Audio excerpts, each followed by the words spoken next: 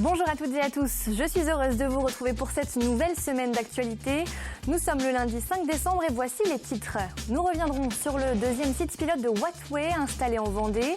Cette expérimentation de route solaire est une première mondiale et elle va permettre de tester ce nouveau vecteur de production d'énergie qui, s'il est concluant, pourrait être généralisé sur nos routes françaises. Nous reviendrons également sur les dernières nouvelles des skippers du Vendée Globe. Un abandon annoncé ce week-end et plusieurs avaries qui ne laissent rien présager de bon. À l'avant de la flotte, la bataille fait toujours rage entre Armel Lecléache et Alex Thompson. Le skipper Banque Populaire vient d'ailleurs de battre un record. Enfin, ce premier week-end de décembre était marqué par de nombreuses animations et notamment celles organisées dans le cadre du Téléthon. Cette année, c'était la ville de Chaland qui était la ville ambassadrice.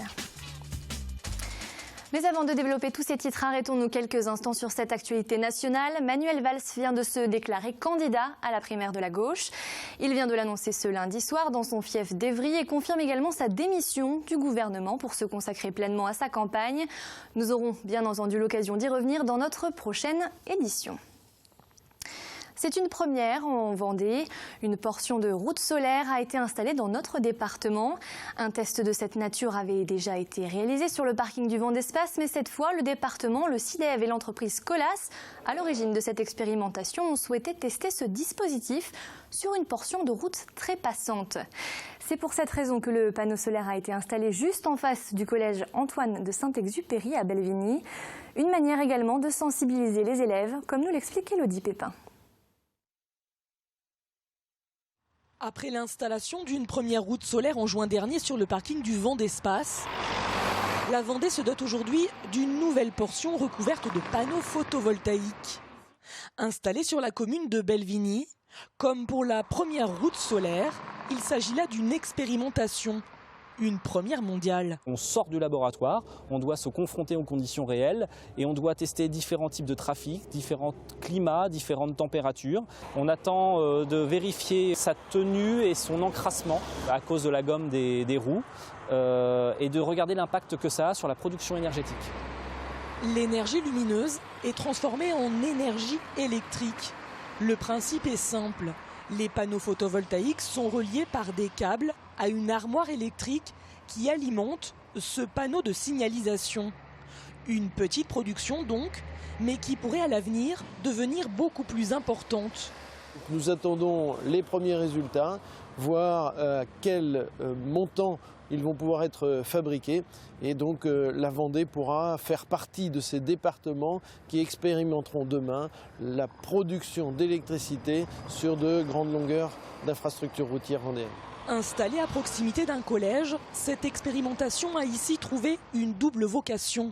Produire de l'électricité bien sûr, mais aussi sensibiliser les jeunes générations aux énergies renouvelables. Durant une journée, les collégiens ont participé à plusieurs rencontres scientifiques autour de cette route solaire.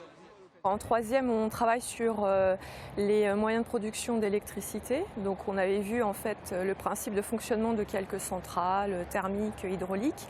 Et on aborde également le thème de l'énergie renouvelable. Donc c'était justement une illustration parfaite en fait de ce qui avait été déjà traité en classe. Inscrite dans le plan Vendée Énergie Nouvelle, l'expérimentation a pour but de se rapprocher de l'objectif fixé par le département d'ici 2025, produire 50% de l'énergie électrique consommée de manière renouvelable.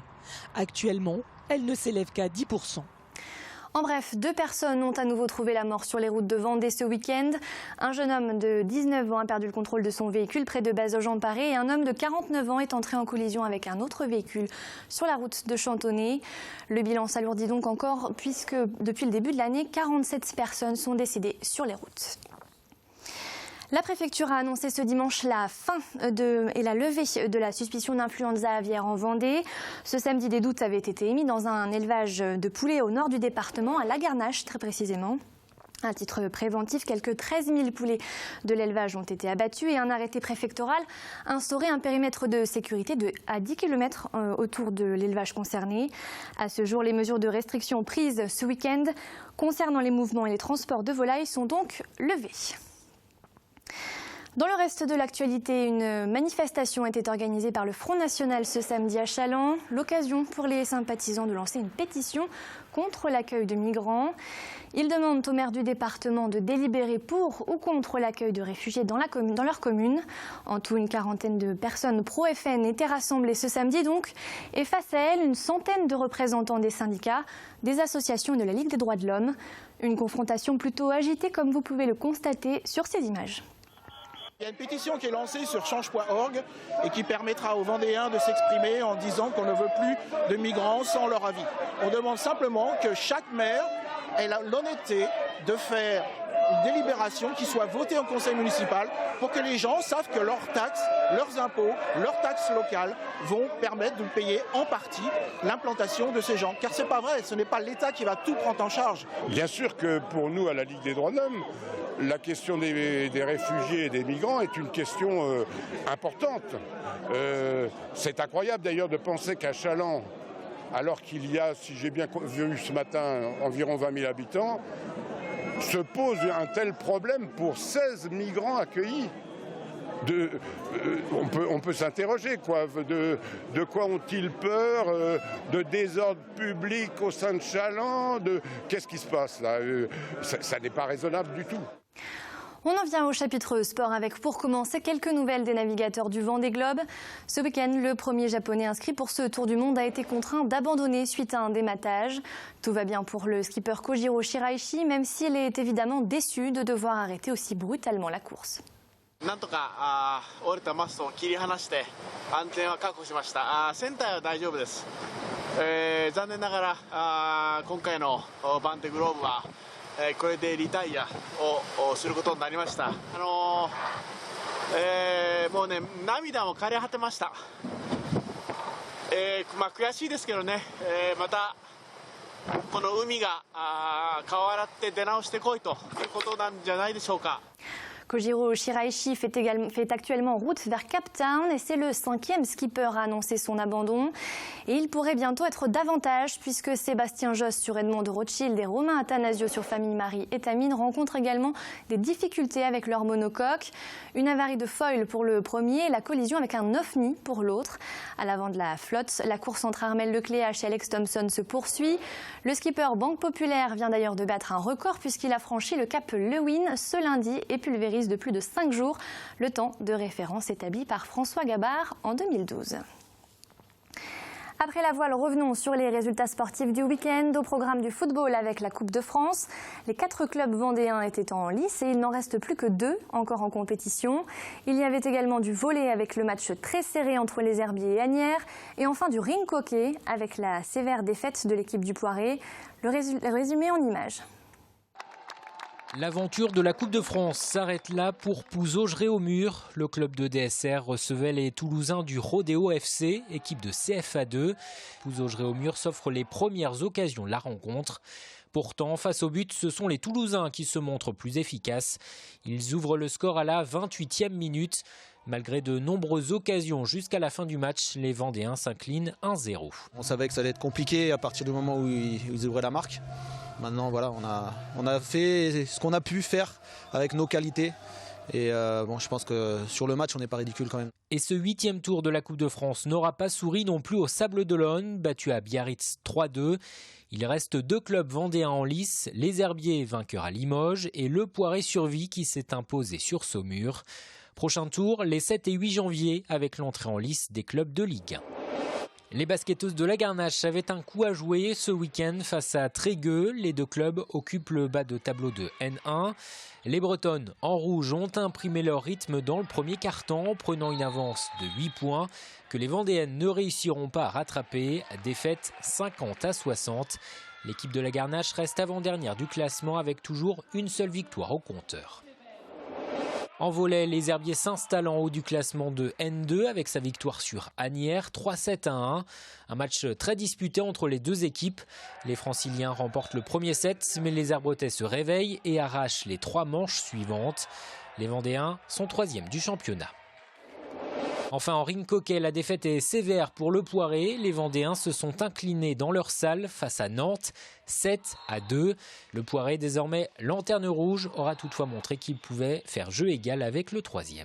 On est en train de grandir, maintenant il faut passer le cap, concrétiser les occasions et puis réussir à gagner des matchs. Prochain match de championnat désormais pour les Vendéens en janvier. Ce sera lors d'un déplacement chez le leader Saint-Omer. Et à l'approche des fêtes de fin d'année, la course aux cadeaux s'intensifie. Alors pour proposer des idées nouvelles et inspirer petits et grands, le premier salon du do-it-yourself, comprenez le salon du fait maison, se tenait ce week-end au parc des expositions des Oudéries à La Roche-sur-Yon. Une vingtaine d'exposants de la région étaient rassemblés pour proposer différents ateliers autour notamment du relooking de meubles, des cartes de Noël ou encore de la fabrication de cosmétiques. Une nouvelle tendance très en vogue en ce moment, comme le constatent les organisateurs du salon. Ça regroupe tous les secteurs d'activité, donc c'est très large en fait, donc ça peut correspondre à tout membre de la famille en fait. Ça va effectivement de créer ses vêtements ou les customiser, faire ses meubles, mais ce qui se développe beaucoup actuellement c'est faire ses produits, donc faire ses produits d'entretien, faire ses cosmétiques, cette volonté de vraiment créer par soi-même et pour son propre besoin des produits qui vous correspondent vraiment en fait. Et en parlant des fêtes de fin d'année, les marchés de Noël battent leur plein. C'était le cas notamment à Beaulieu-sous-la-Roche ce week-end où le public était nombreux et au rendez-vous pour admirer les créations des artisans et des exposants. Chaque année, les quelques 250 bénévoles responsables de l'organisation préparent ce marché avec beaucoup de plaisir et essayent d'en faire l'un des rendez-vous incontournables du département. Ce qu'on y trouve surtout, c'est de l'artisanat. Aujourd'hui, nous, depuis maintenant quelques années, on fait une sélection assez rigoureuse là-dessus. Et c'est vraiment notre point fort, c'est ça, c'est se baser vraiment sur la création. Il fait partie des incontournables du département, parce que nous sommes quand même qu'une petite commune de 2200 habitants et il passe 25 000 personnes. C'est-à-dire que la commune se multiplie par 10 en l'espace de 2 jours et demi. Ce chiffre, à présent, plus de 80 millions d'euros. C'est la somme qu'a récoltée pour l'instant l'AFM Téléthon. Chaque année, depuis 30 ans maintenant, tout un chacun est invité à donner le premier week-end de décembre pour soutenir les personnes atteintes de maladies génétiques rares, mais aussi les chercheurs afin qu'ils mettent au point de nouveaux protocoles de soins. En Vendée, de nombreuses communes ont organisé des manifestations pour récolter des fonds. Et cette année, la ville ambassadrice était Chaland. Le public était invité à se balader au gré des différents ateliers installés un peu partout dans la ville. Samuel Grasset y était pour nous regarder. Pour aider la recherche médicale, certains n'ont hésité à braver ni le froid ni la fatigue. Pendant 24 heures non-stop, les membres de l'ESM Chaland Athlétisme se sont relayés pour enchaîner les tours de piste, de jour comme de nuit. Ça fait du bien, c'est pour la bonne cause. Une petite transpiration pour un grand bien, c'est vraiment pas grand-chose. Ouais. Des efforts convertis en dons, 20 centimes reversés au Téléthon à chaque 400 mètres réalisés. L'année dernière, le record était de 7700 tours, donc on va bien s'en approcher, on va certainement le dépasser même. Dans le centre-ville de Chaland, ce sont les pompiers qui étaient mobilisés. Chaque année, les soldats du feu répondent à l'appel du Téléthon. Ça aide aussi parce qu'on a quand même une tenue de pompier, donc les gens ont plus confiance à la tenue en fait. Convaincre les Français de donner pour lutter contre les maladies rares, c'est le défi que se lance l'AFM Téléthon depuis 30 ans maintenant. Le Téléthon, un événement désormais inscrit durablement sur le calendrier de certains participants. C'est même un rendez-vous.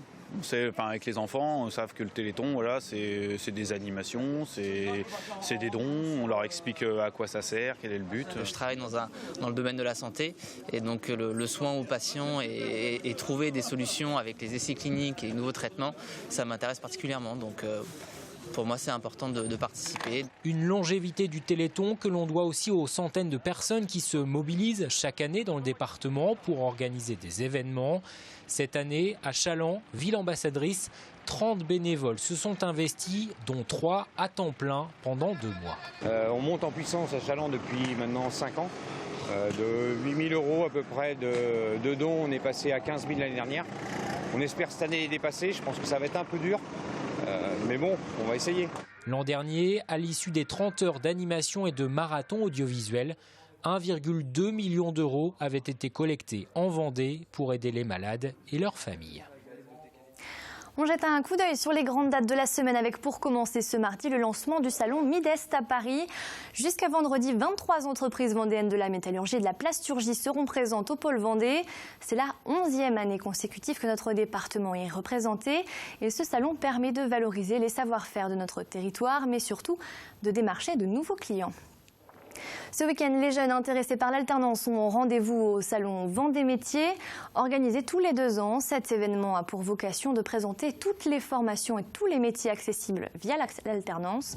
Conférences, démonstrations et rencontres seront organisées au Vendespace samedi et dimanche de 9h à 18h.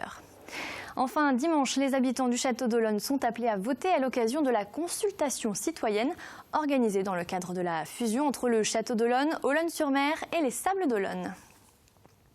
On regarde tout de suite la météo de ce mardi. Au programme, quelques brouillards matinaux vite remplacés par un temps couvert mais lumineux. Les températures restent douces pour la saison puisqu'au lever du jour, le thermomètre affichera jusqu'à 7 degrés. Le bulletin météo arrive tout de suite après ce journal et il vous est présenté par Fanny Poirier. C'est la fin de cette édition, merci de l'avoir suivi. Les programmes de TV Vendée continuent puisque ce mardi, vous pourrez retrouver Antoine Ordinez dans l'émission d'Anna Zèbre et en découvrir un peu plus sur les otaries. On se quitte sur ces images de la parade de Noël organisée ce samedi aux Herbiers. Le public était venu en nombre pour voir défiler les chars animés, comme vous pouvez le constater sur ces images. Belle soirée et à demain.